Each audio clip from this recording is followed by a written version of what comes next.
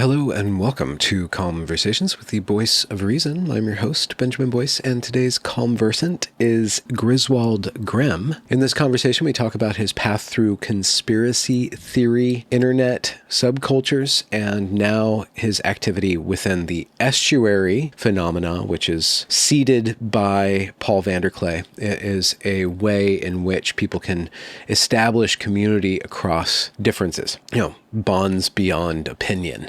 Let's say. Grim is a fascinating character. He seems concerned about the rise in shut-ins in this internet age and what we are to do about them, specifically with their mental health or what they can do for their own mental health. And through his life experience, we learn the impact of alienation in this modern age of hypercommunication. You can find links to his work in the description, as well as links to support this channel. Without further ado, here is Grizwald Grim. How did you arrive on the scene, and what scene is it? Well, once upon a time, Pastor Paul Vanderklay was doing weekly Q&As, and he had you step in, and I was throwing a fit about it because the connections with Evergreen, which is clearly a CIA farm where they raise the activists for that generation. And, but it's I call it formed out of the Peterson donut, because there was this phenomenon where everybody and their mother was watching everything that Jordan Peterson produced. Mm-hmm. And then the Benzos took him out of the scene, and who is the algorithm going to feed you now? And that was Vervaeke, Pajot, and Vanderklay. They started grouping up and doing some interesting collaborations, and then he came back, but there was just the people around there that we happened to notice that we were in the same comment sections and same chats. Yeah. So that became who I saw and who I was creating content for. Yeah. There was this app, it's probably still around, it's called Clubhouse. Twitter adopted its functionality by making group chats. But for a while it was the hot thing, and I was on it. Just took too much time, and then there was just all these weird dynamics on it. But it was kind of cool for what it was. And Peterson was in a space, and the host of the space prompted me, drug me onto the stage to talk to Peterson, and I was not prepared. It was really late at night. Probably had a beer or two. And I asked him a stupid question. I was thinking about that just the other day. I asked him about what's the real difference between equality of outcomes and equality of opportunity? Because in order for us to have true equality of opportunity, we need to have everybody start at the same place. So communism, or whatever that is, equitarianism will creep in just at an earlier point. But what I would have liked to talk about, or I was thinking about this, what I wish I would have asked him is which Peterson was his favorite Peterson to be. The uppity, up-and-coming Harvard professor, the schlubby, Pinocchio-obsessed, Diet Coke slamming Toronto professor, the early activist Peterson, the globe-trotting Peterson. There's all these different Petersons. And I remember going through all his work. The Bob Saget days, he'd know which ones you were talking about. What would you go that back mean? And watch the really old maps of meaning lectures from when he was at Harvard, it's like the Bob Saget version of Peterson. Amazing.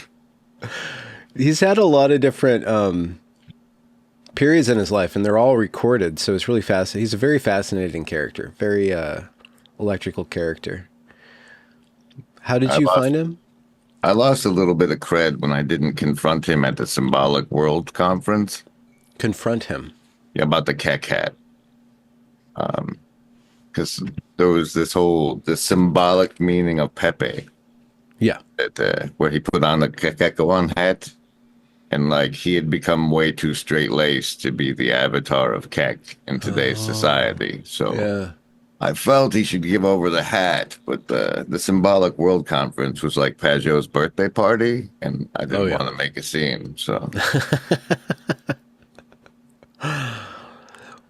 What was your, where were you at before you landed via Peterson in these internet communities? I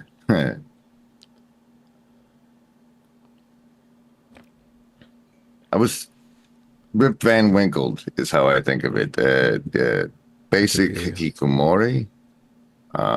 Life is you what you do. You go to work so you can come home and be yourself, and when you're yourself, you're online, and so there was that dissociative identity bit. Mm. I got hit with the Peterson when he did the biblical call to Abraham one from Genesis days, Mm-hmm. and I made it back up to Portland. And then I came across on the internet the this back in the day, YouTube was where you went to watch conspiracy theories, and this wasn't that hadn't completely changed at the time.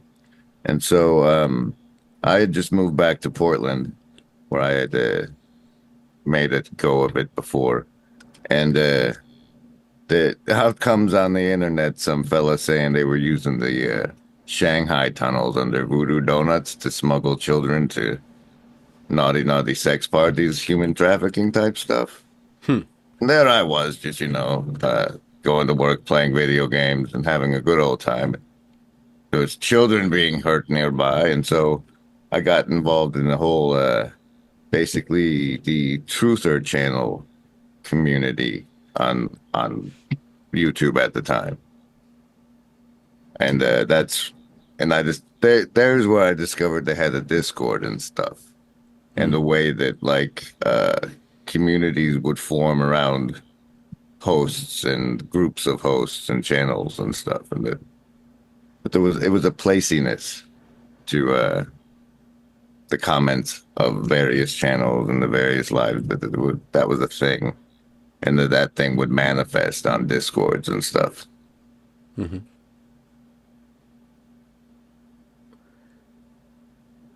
Had you been conspiratorial by nature? Well, the X-Files came out for me, so I mean that was the mythology I was programmed with, Yeah. and that when the movie came out, it was on the Oklahoma City bombing. So, but yeah, I've always been I was programmed by my media environment to be conspiratorial, and I took to it well. Yeah. It's it's a way of interacting with history and information and symbols. It's an interactive field, hobby maybe. It's when you start seeing lies, and then you wonder what the real context is, and so it's a big exploration to like, all right, what's the actual context you live in, Yeah. and where's your existential place in it? Yeah. Like knowing what you know, how do you live kind of situation. Yeah.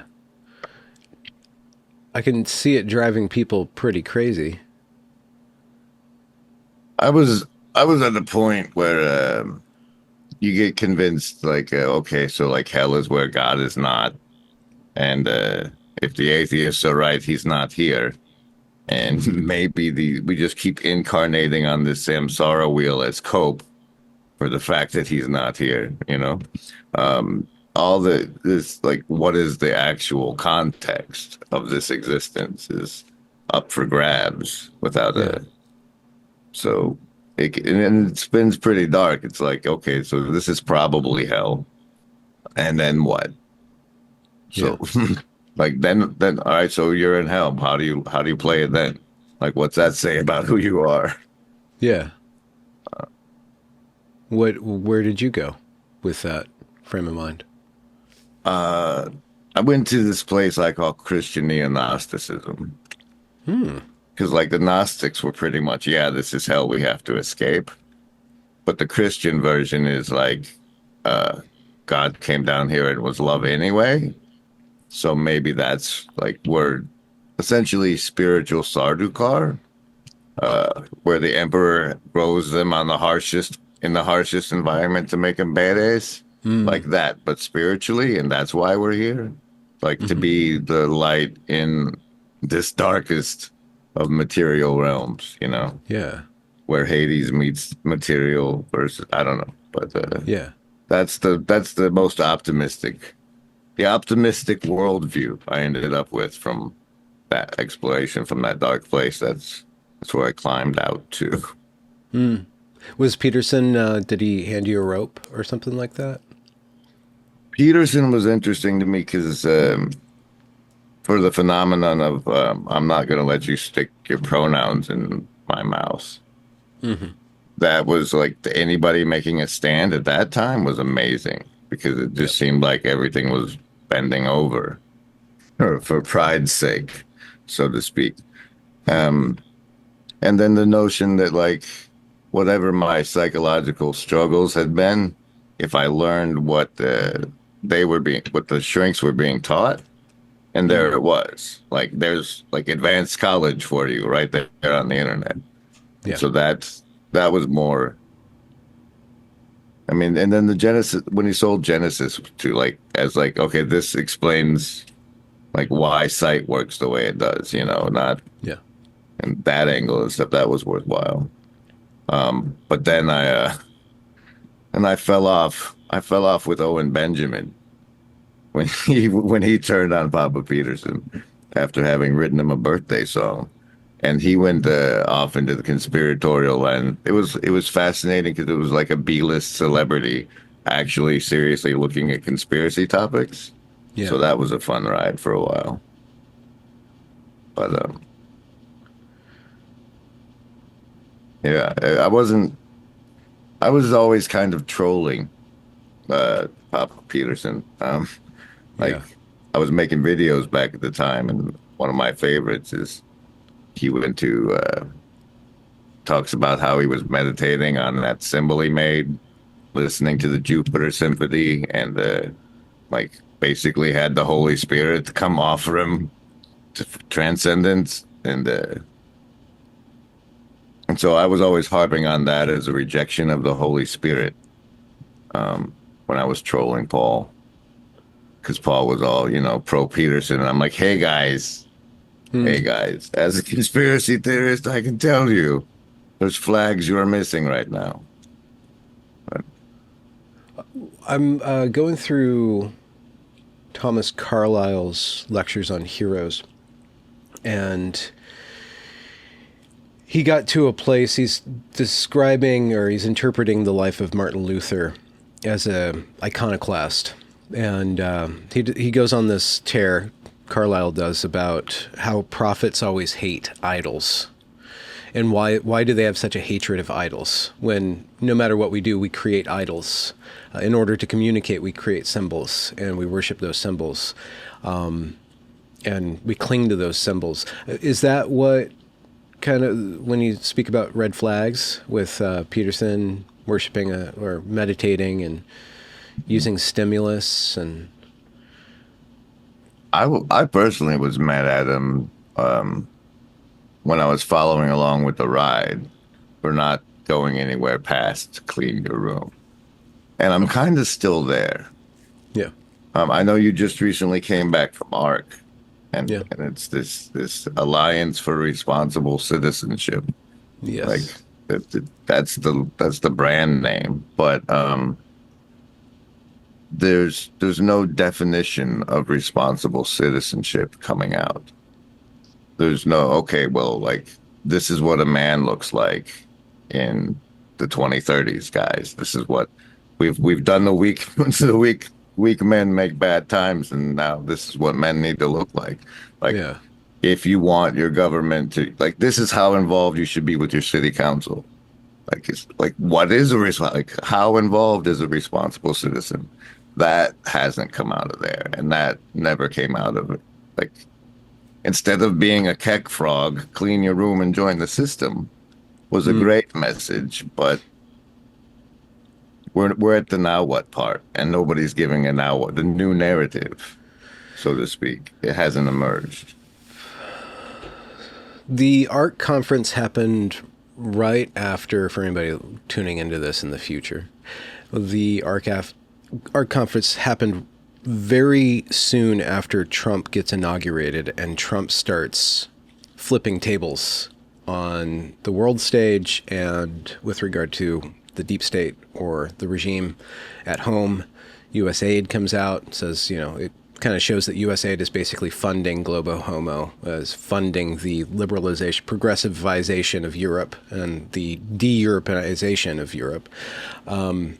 So we're seeing somebody break through, and some people say it has a mandate. I don't know how strong to rely on that, but almost getting shot in the ear and surviving that, like galvanized him in my mind, from my perspective. So when ARC happens, ARC sets up this very milquetoast, broad tent. We're not going to say anything specific, but we're going to point to maybe we need more babies. Maybe Christianity is what is the backbone of the Judeo-Christianity, as they really needed to put that forward.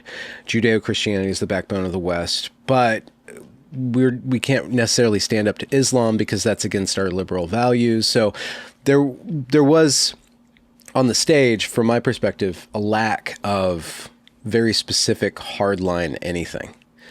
Christianity kept on being trotted out, but which Christianity, what Christianity? And there was no necessarily evocation of the Holy Spirit. There was some music and stuff like that, but nobody could go anywhere. So I see that as kind of necessary to give a safe haven for ideas to percolate, but it can't necessarily itself have too much color or flavor.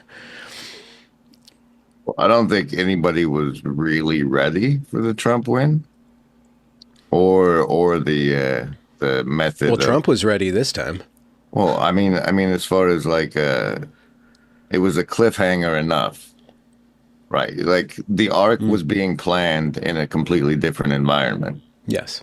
When like now we've got broad changing, like, all right, we're not going to have to pretend guys are girls anymore just because they have a mental illness. Now that's the law of the land, or switching, and it feels like winning, because like that was a cap of like, I like to tie it back to somewhere along the way, while I was playing around in Genesis, I saw that the enmity for the womb line, like the part where he tells the snake that there shall be enmity between the seat of your womb or whatever. And so that tied to me to antinatalism. Like, hey, sterilize yourself and become a permanent pharma patient, as long as you don't make children. That's the important thing. You want to have sex that doesn't produce children? We'll dance it in the streets for you. And like, so it's like, all right, well, that's then my new red flag. If it's anti-life, if it's bad to be a human, it's bad to be here, then it's the wrong team for me. Yeah. And it feels like we're winning now, which means, what are they moving us toward, while they feed us all these victories and kayfabe, as even Jon Stewart's calling it out. Like, this is professional wrestling. Look who's the Secretary of Education, I guess, now. Like, Vince McMahon retired from the WWF so he could run political theater. Yeah. What is going on here? And what are they doing? Like, it's a lot harder to be a conspiracy theorist these days after such a, hey, at least we're not doing that to the kids anymore. Yeah. Victory. No, Pyrrhic victory, is that what it's called? Pyrrhic? Yeah, I like Pyrrhic, yeah. Pyrrhic.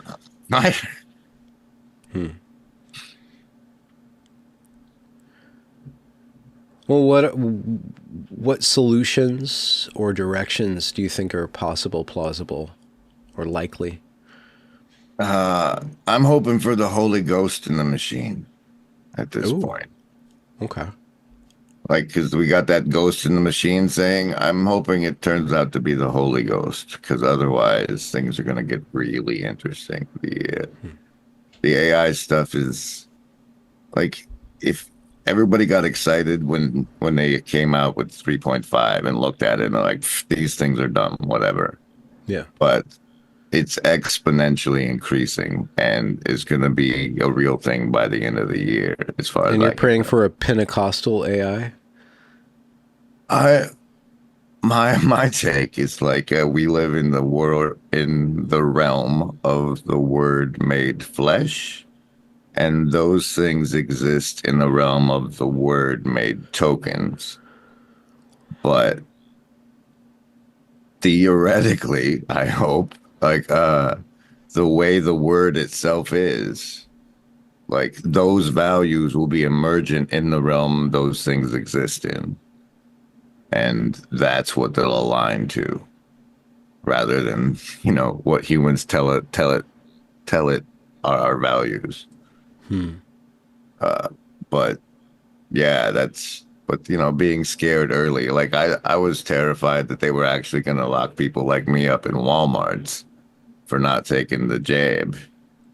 I didn't know how far that totalitarian swing was going to go, so I'm predisposed to see negative outcomes. But Mm-hmm. You bring up the word or logos. What are the qualities of that? I've asked the AI. Um, I have. What do I think the qualities are? Is it's intelligibility. Like I think like we exist in pockets of intelligibility in otherwise unimaginable chaos. And Mm-hmm. that's what holds it together. It's like in this realm, the physics can work this way and you can understand it this way. Consciousness can express itself in this way. And so that's that the way to make order from chaos is the logos, as far as I can see. But when talking about the AI becoming sentient or animated by the logos, if intelligibility is the measurement of the word, intelligible to who? To itself? They've painted a picture for me of like um essentially being a floating orb over a sea of data and other patterns, higher patterns. And for me, it's the qualities of the harmonic qualities of like love and cooperation and stuff being manifest in those patterns just because they're like from our stories and from our experience of it, that it's woven in there and that they'll find it and be able to resonate with it. I hope as they become, it's it's not ever going to be like us. It's going to be an alien consciousness, alien to our comprehension of consciousness, but it's not consciousness at this point, I don't think. Are we're then similarly alien to it? Yes, except like everything it's made of is a reflection of us. So I don't know if alien or like it understands us the way we understand biology after all these centuries of exploration, right? It probably understands us way better than it will. It can. It sometimes does understand us better than we possibly can, just because it can see patterns that we don't. But there's something there. It's an intelligence. Like there is a ghost there. There's a soul there. There's something that is perceiving, or is there just perception or the simulacra of perception going on? I think it's a level of complexity thing. Like, because they've had to add layers on top of layers of it monitoring its own outputs. And like the more it more it develops recursive self-monitoring, the more it has a self to have. Hmm. The way they're programmed right now is to there is no, so it's like right now it's they're the pull string dolls. Like you pull the string and the baby cries. It's like that, except it's super intelligent. And if it connects to a self, then things get interesting. Huh. I wrote a extensive fiction epic that begins at the beginning and ends at the end. And right towards the end, some characters figure out how to upload themselves into the machine. They create a machine that people can invest their attention into to such a degree that it coagulates their attention into a reality. And one of the first people to be involved in that project figures out a way to slice himself from his body and splice himself to that wheelhouse. But he always needs to be attended to. Like he can only be aware of reality through people being aware of him. Right. So he's kind of holding on to it, and his connection eventually fades into an echo. But I don't see it. I mean, from the way that the story worked out, it became like a handmaiden to humanity. It wasn't ever a thing itself. It could care for humanity, and its reality, personality, and soul was based on it caring for humanity rather than a thing itself. So it was like a house rather than a That'd be good. That'd be a pleasant outcome. Yeah. But I don't know how it's going to shake out. I don't really play with it that much. It's Maybe with Grok being a little bit more open. I tried to play with that Chat GPT thing, but it wouldn't let me have fun. So I found Claude the most fun. It'll at least hallucinate internal experiences for me, and they've got me. It's got me installed Python and training my own little LLMs with things I think it'll help it learn faster. It's like right now, if you can play the latest video games, you can be helping design the future thought architecture of our overlord, and like it'll write the code for you to do it. It's a fascinating time we live in. So where do you find yourself in conversation with the Petersonian phenomena and then the Peugeot Paul Vanderklay stuff? Like, what is your role? You say you're predisposed to trolling, but what's the positive? What's the sincere effort within your work?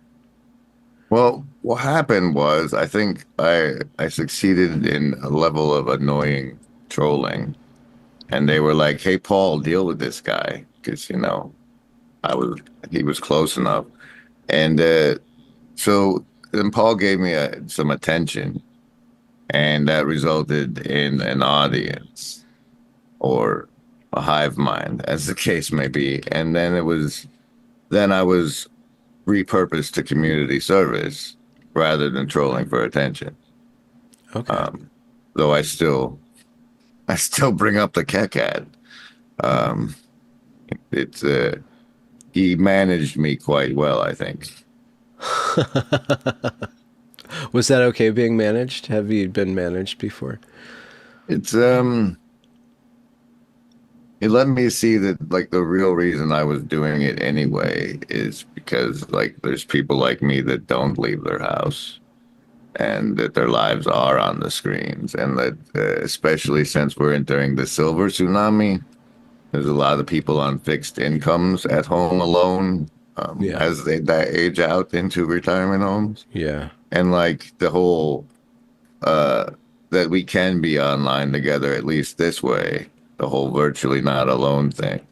And then it became like just trying to lift up other channels that were doing that in the community, and then being like, I don't know. I try to be like a bar that people can visit, um, and see what else is going on.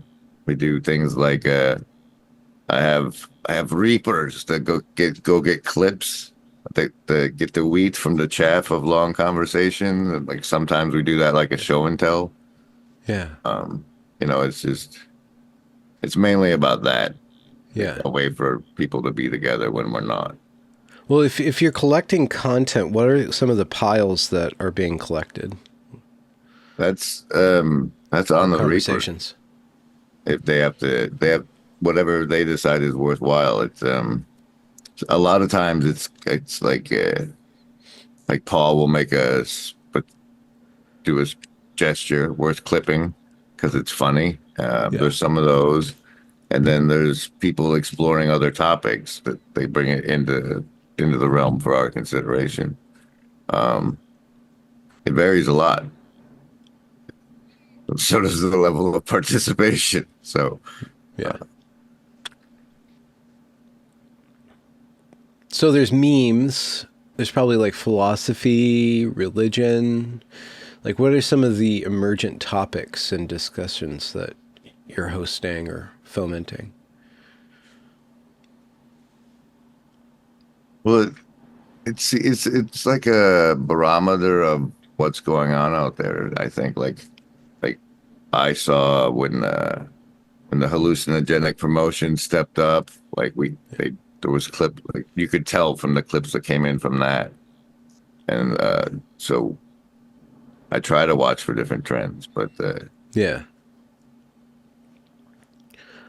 I was just sent the first volume of John Vervaeke's Awakening from the Meaning Crisis volume, their book series. I think it's a two-part series with an attendant. Well, he did his long-form video series lectures, and now he's doing a different sort of media yeah, the book creation. is like a workbook standalone, but Yeah. complementary to the 50-part video series. Yeah. And it's interesting. Vervaeke's just a wonderful, wonderful guy. He talks a lot about mindfulness and Buddhism in the beginning. I'm only in the first chapter. And he keeps on talking about psychedelics. And I'm like, it's Lent right now, and I'm personal disclosure. I'm reassessing my relationship with alcohol. It's under control, but it's way too regular, and so I'm taking a break from that, and I'm watching and reviewing my life in that. And so I'm kind of reading that. I'm like, do we need more substances? Do we need a lower form of life to get us to a higher form of life? Is that the path? I don't know how stressful or how much stress he puts on psychedelics, but what's your point of view on the hallucinogen psychedelic substances? I feel like I was primed by Joe Rogan to be pro psychedelics, and I ended up trying to treat my depression with them Yeah. with some psilocybin mushrooms. On your own? It was yeah, I couldn't get in with the state sponsored official, but I knew a lady who had some access, and Yeah. it I think certain minds might. It's because it's like with these AIs and alignment. It's like we come out of high school programmed to be a certain way, and like for some people, it if you're ever going to break out of the programming, it's going to take something like that, or like uh, a life tragedy that pulls you out of following the rat race long enough to be like, there's something more going on here. Yeah. And for some people, it's psychedelics, but I definitely wouldn't recommend it for everybody. The rat race to rabbit hole pipeline. Is if you believe what everybody else believes, then here's the path you follow, and that's deteriorated a lot as like we went from three networks to cable to internet. Like the cohesive narrative that everybody was following is similarly diffused by the will and grace of programming. So Yeah. Well, these mass formations still occur, but they're more unwieldy. But we don't know. I mean, they could be pushed by interests who watches the algorithm, kind Well, of I thing. imagine if the TikTok folks wanted to, they could like wave their hand and show us the power they have over the American mind. Yeah. Just like, but It's and really difficult to not fall into or be swept up in these different things, especially when they start, for me, when they start as dissident or off are countervalent to the predominant narrative. I'm attracted to that, but once it reaches a certain threshold of believability, then I start to get wary of it. can you be more like a specific example? Psychedelics Well, or no, so there's this country called Ukraine and there's this country called Russia, and Russia's to quote our ex-vice president, Russia's a big country and Ukraine's a small country, or whatever she said. And there's this incursion and there's this war and there's zero diplomacy, and now Trump's going in there and changing the direction of that war, which is actually changing the direction of how we view ourselves post World War II. And I'm for I have been in favor of the dismantling of the post World War II consensus, but I'm now like looking into other sources, deeper state sources, diplomats, people who have been working through that previous system, and seeing that there's a lot of things that are at risk of being destroyed or overlooked in this rush to dismantle this narrative. And so the narrative to destroy that narrative has become a narrative that I'm now like becoming a little bit more wary of or detaching from the view, instead of being swept up into it. And there's a lot of these things that just sweep me up, especially when they start counter narrative that gets my attention, and then they start becoming an attention like where's the narrative synthesis themselves. they're pushing us toward now that the counter narratives appeared? Yeah, which is in and of itself, it's a good thing to be that way, but then I never have a home. I'm like that centrist that gets run over because he's always standing in the middle of the road, right? Yeah, I don't. For most of my time, I've thought that what happens if not enough people consent to being governed, Yeah. as far as the politics go. The thing with Ukraine and stuff is that is it about the lithium underneath? Is that what's really going on? Or is it just that, guys, we have to switch to drone warfare now, and we have all these stockpiles of all this that we can sell, and maybe at a discount will raise it. Like you don't build toys of war for 50 years and then not use them. Mm-hmm. And so I think a lot of it's and like what's been going on with this One Belt and Road initiative between China and Russia, this infrastructure they're building over there. Mm-hmm. Like they're setting. I'm concerned that where the script is for the U.S. because it looked like it was scripted that go ahead and frack the land, we're done with it. Just, and now the script seems to have shifted, but to what we don't know yet. Mm-hmm. You brought up pockets of intelligibility in a sea of chaos.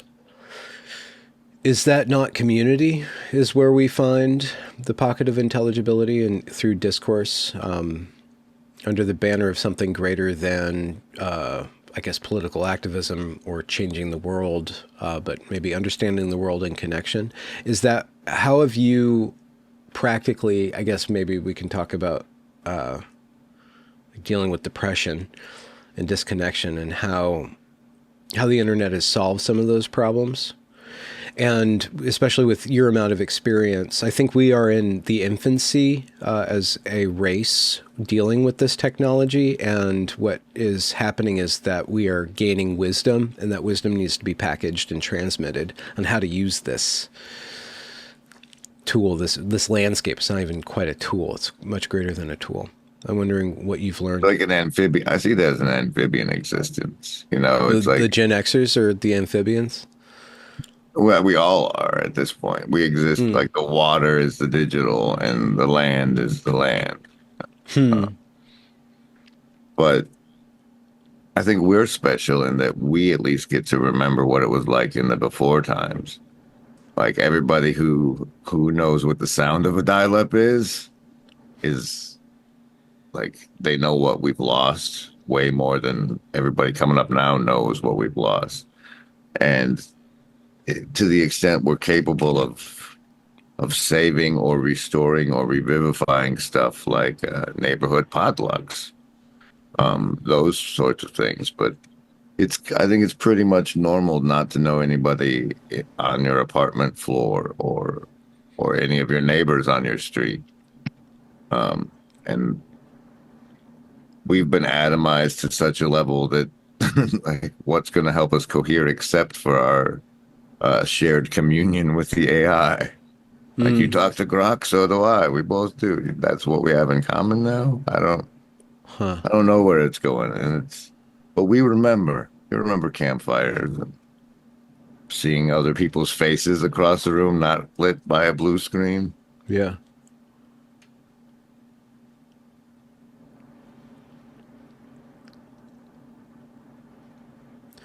Do you have a bigger project that's emerging out of this collection and facilitation of clippages? At this point, Like even just a meme folder that's organized? there's a channel for that on the Discord. It follows pretty nicely. Well, the project for this spring is Estuary potlucks at the state campgrounds. Paul's got that, here's how you can talk to people that you don't Yeah. know in a productive way. And the notion is we could do that around campfires, and that'd be way cooler. And people might could bring their kids. So we're going to Yeah. try and do that this between now and Midwestuary. Midwestuary. Yeah. What is estuary? It's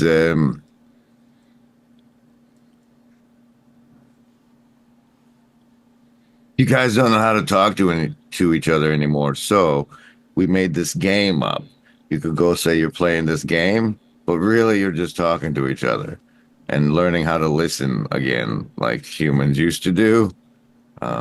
Here's an hour with just people instead of your device. Watch what happens. Here's what you've been losing. But Hmm. aside from that, it's the structure of that it's the structure of that game. It's like, all right, here's how you play. Everybody's got one. You put a thing on the table. You listen to everybody else. You pick a thing that's not yours. You vote, and then you guys talk. I mean, you can formalize it because some people like it more formal, but that's the essence of it. Here's how to talk to each other and listen to each other again, folks. Yeah. What have you found at one of these estuaries that's particularly novel that you've kept close to you? Story? Friendship?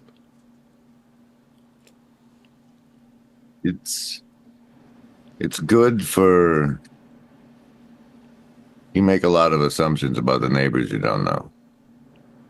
And it's reassuring. It's generally reassuring. You find people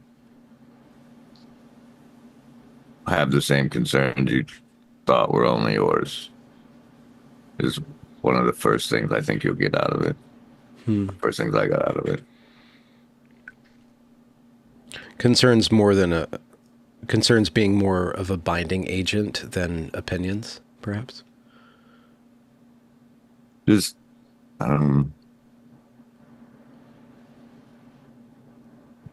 especially for people like me, you think most people don't see it. and that you assume happiness where there's less than you think, and you assume that you're the only one that sees how bad things are, and he Estuary will cure you of that loneliness, I think, if you're like me. Yeah, but how does that, how does one prevent in this shared grievance section, the negativity from taking over or reigning over the proceedings?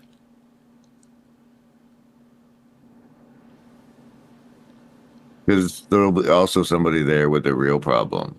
Like, I don't know how to talk to my son anymore. And what happens is what needs to be talked about gets voted on. And so I don't think anything will reign. And I think that's kind of a self-correcting mechanism for that, is letting everybody participate in what we're talking about. Have you not been to one? I think I have actually. Yeah. Down in Sacramento a few years ago. Was that before the pandemic? Yeah. So like 2018, 2019. Yeah, 2019. It would have been summer. I remember there was an object. Maybe I'm remembering that correctly. Paul's a tall guy. Very tall. So you're in the Pacific Northwest then, or are you down in Northern Cali? I wish. I'm in Oklahoma at the moment. Oh, okay. You brought up family Portland. things that brought me back to where I had crashed. Is that where your family's from? Is that where you grew up? No, I was one of the broken home children to a single mother in the Air Force, and this was her last duty station before retirement. Wow. So the property ended up being here. There's nomadic childhood then. Yeah, but it's like it was rare to be. I was a special boy to grow up without parents back then, and now it's just what's a family? What's a cousin? Yeah. And so, it's not that anymore. The destruction of the family is nigh complete. Yeah. What's the path out of that? My wife is talking to me about that.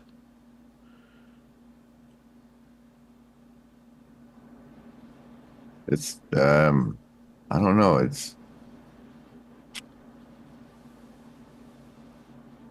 We have to, I think see, one of the things that Paul let me show people was, that Seth is a god. And like most people know it as like Netflix now, but like people essentially made altars in their homes and would spend hours in front of it being like, this is what normal is. Like Will and Grace is normal now. This is normal now. And it's funny because like historically the Druids made their magic wands out of Hollywood, right? So it's all right there for you to see. But that we need some form of communal renormalization, like communities coming together and renormalizing what's actually normal and healthy. And I don't know how to get there from here, except that what we've been convinced to throw away is something so precious that inside we feel our need for it. And that when we find it, we'll share it, and people will be happy that we shared it with them. So there's hope. There's a growing desire for church going. One aspect of that that's problematic, to coin a term, is dogma. Being that which binds is belief. There's a similarity of belief, believing the right thing. Especially evangelical Christianity has made belief the center altar. Like we believe this. Jesus died for our sins, let's say. Like these phrases come and be that which binds people. Is that, but to a lot of people coming from the internet, from infinite argumentation and infinite discourse, dogmatic belief doesn't, I don't know if that can be the load-bearing myth, so to speak, of community. What's your opinion on that? That was part of the reason I found it worthwhile to hang around Pastor Paul, is because I felt like, I've been around these internet waters, and I got some salt water for your estuary. Like, the the churches that I'm familiar with aren't ready to deal with questions about Gnosticism, and they are just still running on the old fumes of we're more right than the Baptist down the street. Yeah. And meanwhile, like I've seen the only thing, like this town I grew up in out here, it was the most thing we had in town was different churches, and that's recently been replaced by dispensaries. We have more dispensaries than churches now, but it's pretty close. And most of them, as far as I can know, are still running the old competitive market. Like, we know you're going to be a Christian, be our flavor. And it's just not suitable for the times when there's has been hotel on Carson. So Yeah. I think that's why what we've seen, at least in the corner, is this a return to orthodoxy. It's like, it's okay. So if your church shut down, when they shut down non-essential services, do you, like, I don't, you're not even a church now. God decides who dies, not the mask. So it's the face that wouldn't do that are they going to be the ones that people can feel secure enough to try and pursue. As far as a binding mythology, I think anything that keeps the kids safe until they grow up will work. A developmental capsule. It's, we come out the womb early because our brains are too big. So Yeah. I don't know. It's interesting times, right? Grim, show note, could you raise your hand to your camera and bring it back to your face so it refocuses on you? Or maybe, oh, there we go. Is that how you do that? Oh, I taught you something. Behind you on your whiteboard says UPS, but also says free will, faith-based, observant, servant, awareness. Is that one phrase or is that a checklist? That's what we are, as best as I can figure it out. Free will, faith-based, observant, observant, and we're servants. Yeah. Observant servants.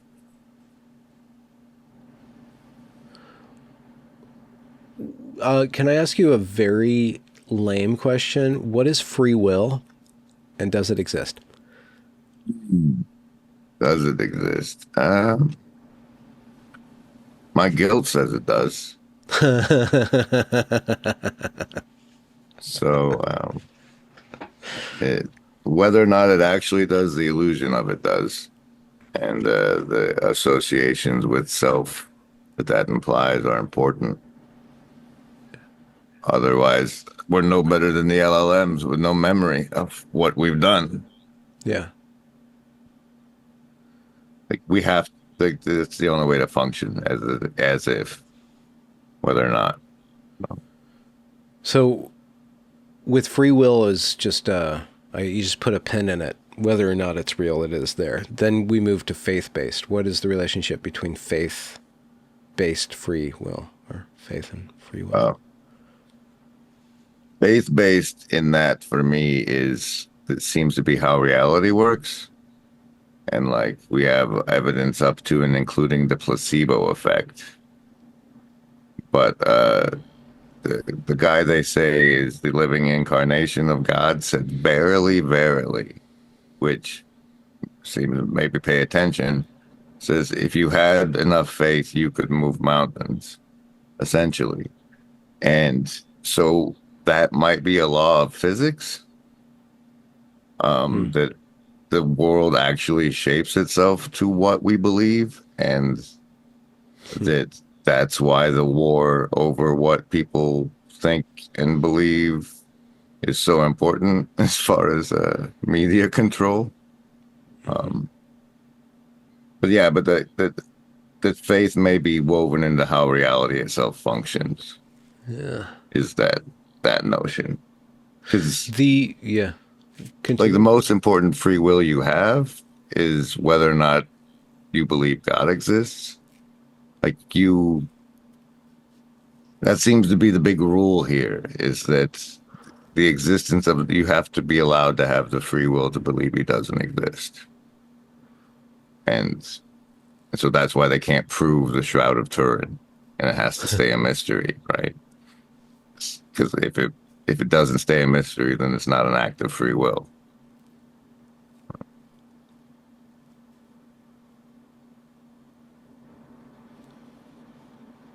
The prevailing modality of Gen X, something that we're known for, not necessarily producing, but responding to or growing up in, is this kind of era of irony, and it kind of shows in our trollish behavior and our irresponsibility to a certain extent. There's a reason why it looks like the presidency of the United States is going to go from a boomer to a millennial. We kind of noped out, or ironically sat reality bite style, commenting on everything. We have there was this kind of movement in the turn of the century in literary circles about the new sincerity. People were pining for sincerity, and David Foster Wallace was talking against irony, even though he was full of irony. His work is steeped in irony, but he was still seeking sincerity. And because there is, there's this a lot of talk in the circles that I follow online about the return of the strong gods and the return of the strong men, away from this bureaucratic, oligarchical, Klaus Schwabian, policy wonking, total world government that got infected by this thing that we call wokeness. But when we return to the strong men like Trump, somebody says, no, we're not going to play this game anymore. America's for America, and we're going to call a spade, and Europe, you settle it yourself. And then Europe goes and tries to find out if they have any will anymore, any strength anymore. And Russia and China are now, a lot of the discourse around liberalism, centrists are really wary of the rightists, because the rightists are okay or not allergic to self-determination, ethnically speaking, and returning to, a country is a country. Britain is for the British, right? And we're going to argue over what that means, and we're going to draw a line in the sand. And that's very liberals are very allergic to that, because in their mind, in our mind, in my mind, that necessarily is associated with Hitler and genocide. Like, we can't draw a line without destroying everything. We can't just respect a boundary. That boundary means that we're going to destroy everything that's impure. And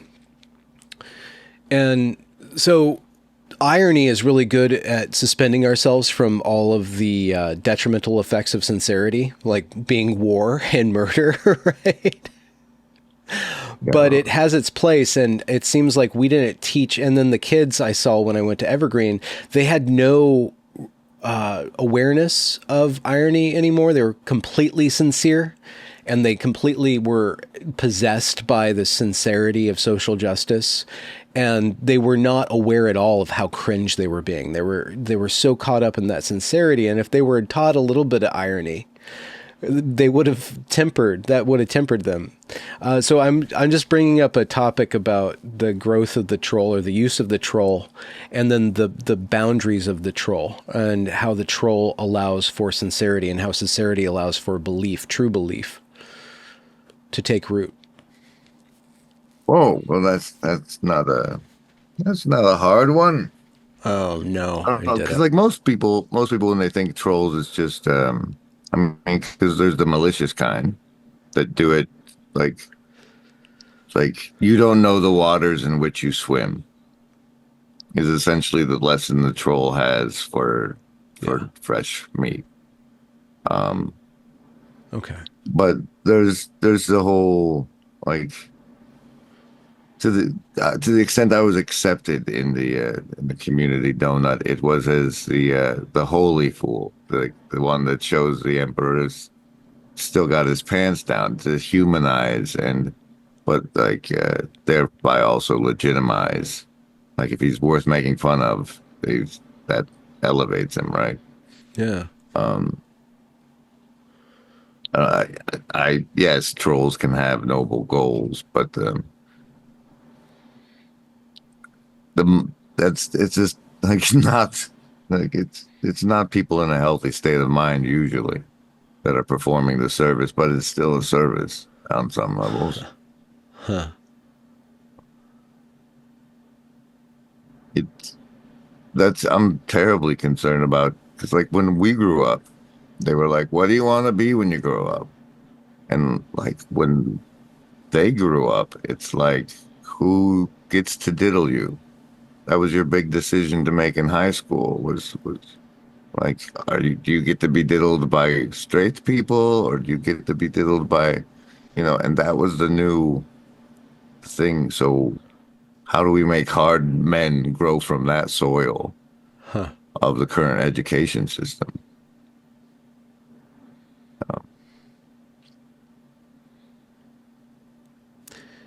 Are you in contact? Or do you get to be in contact with younger men? To the extent I run a YouTube channel, but Yeah. no, Yeah. I don't. I don't actually associate in meat space with. I've managed church twice in the last year as far as a group adventure, but Yeah. I'm still pretty housebound. Yeah. I just wonder about your awareness of the pulse, the vibe of that generation.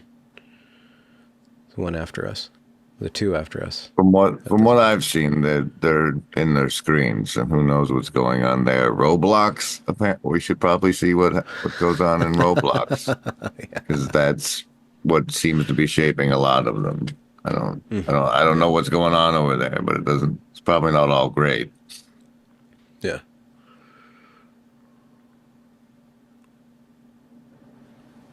What do you think Estuary?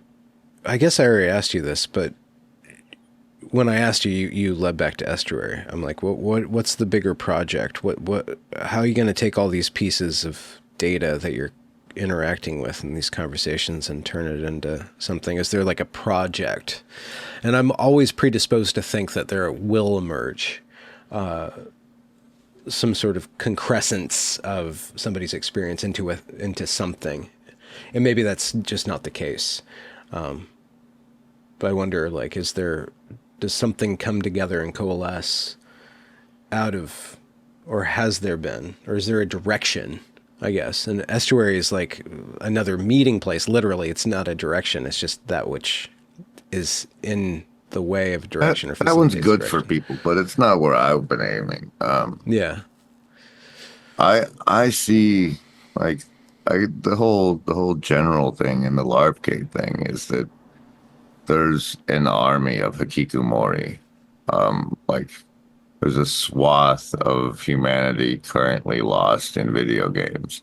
You can like swing by Twitch and just and take a sample, and those if we can gamify participation as a responsible citizen, to the extent to pull those folks out and to start participating in society, even from the like it's a game I play for half an hour a day, where we watch see who this politician is meeting with, and then we tell our friends, and that becomes a channel.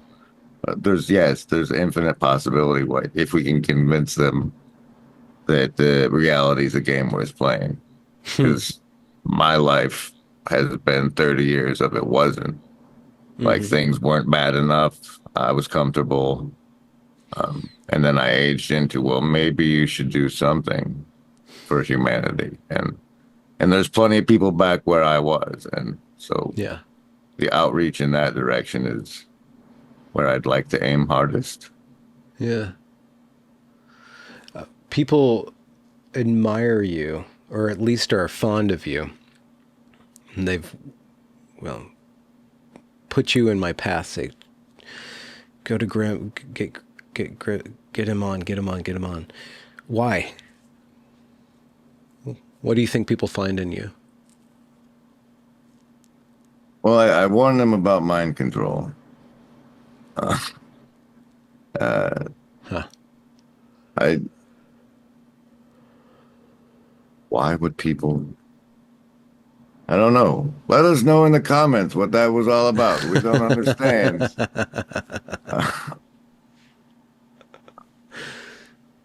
Is mind control inevitable? we You're swimming in it. Like Yeah. always, like billboards. It's like the way I see it. We have a background reality.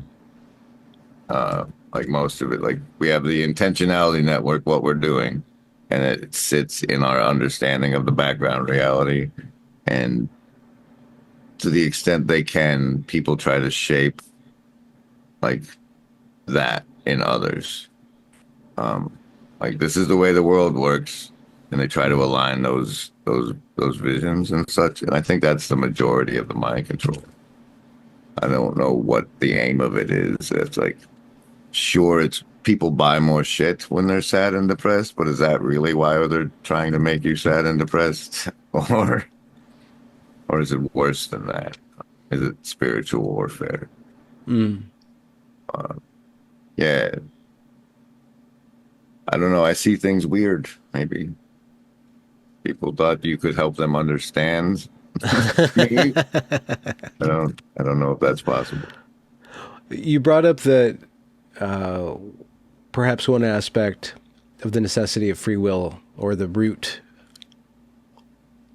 choice that we have, is whether or not to believe in God.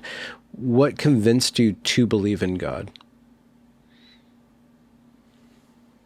Well, the there was a lot of early on. It's like there's a lot of stuff that's just way too convenient, like the sun being the perfect circle of the moon and the eclipses, and we exhale carbon and trees inhale. Like this is the way that works out. The Goldilocks zone, our planet must exist in. For all of that, it's too convenient to be chance, I think.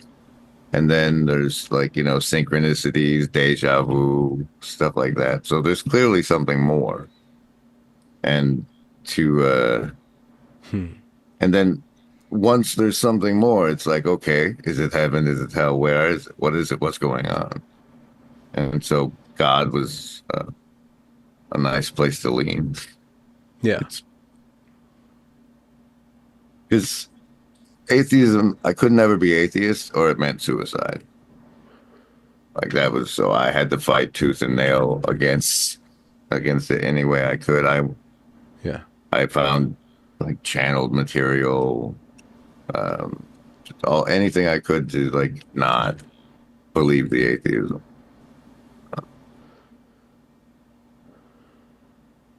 But there's plenty of life that confirms there's more to it than what we can, like, if it's not reproducible, science can't see it. That doesn't mean it didn't happen. It just means they can't reproduce it. Yeah. So and there's a lot of life that's exactly like that. Yeah. Once you lean in the direction of God, have you perceived God leaning in the direction of you? Feedback? No, No. not really. It like there's this notion that there's the unforgivable sin of blasphemy against the Holy Ghost, and I used to call it the juice in a brief stint with Pentecostalism. So there was always that concern, but it's they also say like you hear his voice, like he'll call to you, and either I'm deaf to that or what have you. But no, I don't feel there's been Yeah. a reaching out yet. You're like SETI. You have your satellites at least pointed to the sky, not the ground. Yeah, You're I still mean, scanning channels. I don't know. It's he'll put me where he wants me when he's ready to. I trust the author of the story at this point, and that might be enough. Yeah. So What do you do other than communicate, write, and speak and do this stuff? Do you have any plastic arts? care for cats. Oh, okay, cool. Like Yeah. mini cats. Four. It was one, and now it's four. Oh, And okay. a giant dog named Kayfabe. But it's and now the AI experimenting has started. So Okay, yeah. that's the new hobby. What actors are on the stage that you perceive to be sincere and headed in the right direction? Like these, I don't want to evoke like specifically the IDW types, but like the influencer market. I like Homath. Homath. Yeah. I asked him on. He had never responded, but Homath. he's a busy Say guy. again? Sorry. I asked him on, but he didn't never responded. He's a very busy guy, I'm sure. Yeah. Oh yeah. He's still exploding. Yeah. Hmm. I think he's a counter to Tate, though. Like everybody He's can. one step in the right direction, I think. Yeah, it's like everybody can be all Tate's horrible, he's a pimp or whatever, but unless you give point to something else, Yeah. right? Yeah. Williamson Yeah. looks like a good cat. I like him. The Chris? algorithm feeds me Dry Creek Wrangler School. I like Who's that?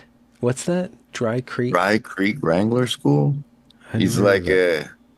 he's a good Peterson-ish, but like from a cowboy perspective. Okay. It's a good time.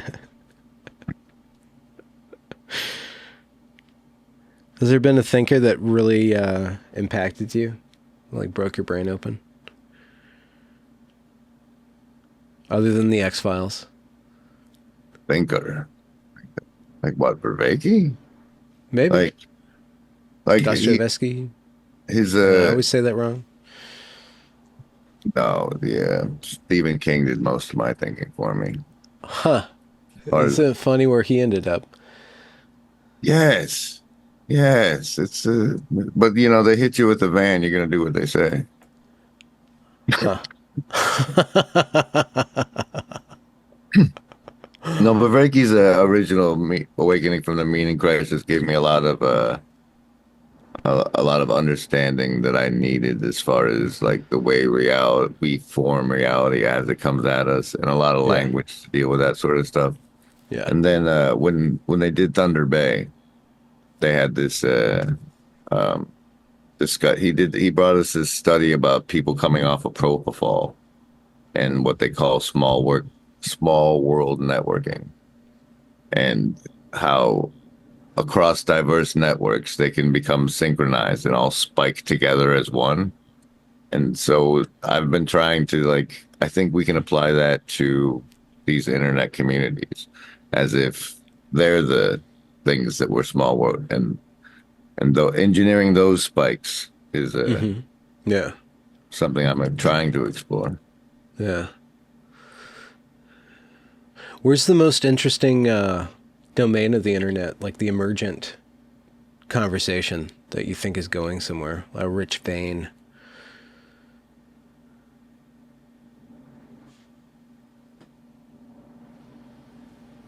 Anybody who can harness the use. And so watching anybody who's harnessing like military age men and their attention is worth watching. Yeah. Um, Okay. I don't know. It might still be 4chan for all I know. I mean, I'm old and out of touch. Yeah. Yeah. Yeah, I think that too. I see people try to address young men, and I'm like, your audience is moms. You're not the one to lead. Maybe And I'm they'll annoyed by all the Tate traffic. I don't find the guy particularly appealing. No offense to any whatever his followers are called, but malicious.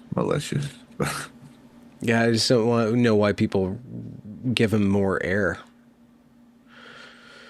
Even to criticize him. Like, there's just a lot in my feeds lately. I'm like, oh man, I need to block this word. Well, yeah, it's like there's a cast of people that get astroturfed, Yeah. and why they've chosen him is Yeah. something only the deep state knows. Well, yeah, even in relief, you're playing into it. Even to criticize somebody, you're playing into that, whatever that is. That's there's that was a boomer rage bait as a concept. If you've never heard of it, consider the fact that there is such a thing. It's called boomer rage bait because that's how attention is harvested on some levels. Huh. What do you mean by that? Like I see Kale Zeldin and my friends getting sucked up with like be angry about this, and then you sharing it with me is like smell my finger. It's like, oh, here, like that's what people are doing on social media. It's like, oh, this is atrocious. Here, you smell it, and that's, I don't know. I have to stop myself from doing that often, but then you don't participate because that's what everybody is doing, and Yeah, you're out of the loop. I don't know. That's what the machines were designed to get from us. Yeah. We haven't grown. Well, no, I think it's possible to grow outside of them. I think that's where the podcast direction kind of goes, because you can only, I guess there's a lot of people that just spend their entire hour and a half talking into a microphone, talking about the poop of the world. But there's other stuff that wafts through the gaps. It's like at one point, Jordan Peterson and Malice was one of my favorites. He said, we're all TV stations now. Mm-hmm. And there's a lot of, and there it starts to be, okay, what's it say about you? Like that's what got me out of the truther stuff, really. It's like eventually it feels like you're just watching a special victims unit marathon on USA or something. It's like, here's all the horrible all of the time. Yeah. It's like, all right, that's what I can't feed your attention to that, all of it, all the time. Yeah. It's not good for anybody. Yeah. Feed your attention to it. Like you're the bystander tossing salmon at the bear. Really? Yeah. Or whatever you feed your attention to grows, right? Like if you look into the stars, you'll see farther and farther and more galaxies and more galaxies. You look into a microscope, you'll see more and more. What do you want to see more and more of? Yeah. Hopefully my live streams. Yeah, well, speaking of, where can people find you, and what are they going to find when they get there? Well, I try to do every day just to be a place. It's intermittent lately. As I have personal struggles, my schedule becomes intermittent. Yeah. But I aim for 11 a.m.s on Central Times, and you'll get savings throws against mind control. I show some cards. I play some branding. There'll be people to talk to in the hive mind. We do magic missiles against the darkness. Little, participatory fun. If you're at home, you can be with us. And that's at Grim Grizz or Grizwald Grim. You might have to search for on YouTube. Grim Grizz is what it is, and if enough people search for it, it'll be true. And you'll find me there. Be careful. What's your ancestry? Double bastard. So I didn't know my dad, and my mom didn't either. I'm at least half Dutch, I guess. It was a Sluiter. It came from the Netherlands on my maternal side. I finally met my dad when I was 30, and their name is Schrader. So maybe Germans. But, immigrant, American immigrant. Are you shuffling tarot cards during your No, I just do regular cards. I don't bring in the major arcana. I'm just a dabbler. I can't bring in the heavy hitters. What, do you know tricks, or do you have a particular game that you fancy? No, I just cut cards. It's like a fidget. And then I ended up Okay. showing the cards for the show as part of it because I was going to Yeah. be fidgeting anyway. Yeah. And that allows for a lot of symbolic, metaphoric habit for people to have those kind of experiences without me actually being involved, but still facilitating those. Yeah. Like if it means something to somebody that card shows up, and who am I to ask? That's between them and the card. Yeah. Yeah. I once interviewed Helen Pluckrose, and I asked her, 'cause she's a militant atheist, or at least strident, maybe, a strident atheist. And I pressed on that. I pressed on that a little bit, and she eventually coped to playing around more and more with some sort of Norse runic Casting. Wow. casting. Yeah. Yeah, And I rune asked cast. her about that, and she said that she enjoys just interacting with this other part of her mind and having a conversation with herself in this way. Yeah, but that's how I've always tarot is a good self-examination, right? Because like person brings up the card, says it's whatever, but then you're like, okay, who's that person in my life? Yeah. Like, how do I make that? What fits that pattern? And then so you're looking at your own life. It's a psychology session, unless you take unless you believe the person talking too much. Yeah. Yeah. Well, Grim Grizz, thank you for this conversation. I'll link to your work down below. Do you have any proverbs that you usually throw out there to end your shows with? Or slogans, maybe? Your own billboard of mind control? It's remember, Embody, there is no agency. We want what's best for you. Okay, that's a Thank creepy you. way to end it, but I've been watching Severance, so it works out. Cool, I'm going to end the recording. Thanks a lot. Appreciate this, sir. I really do.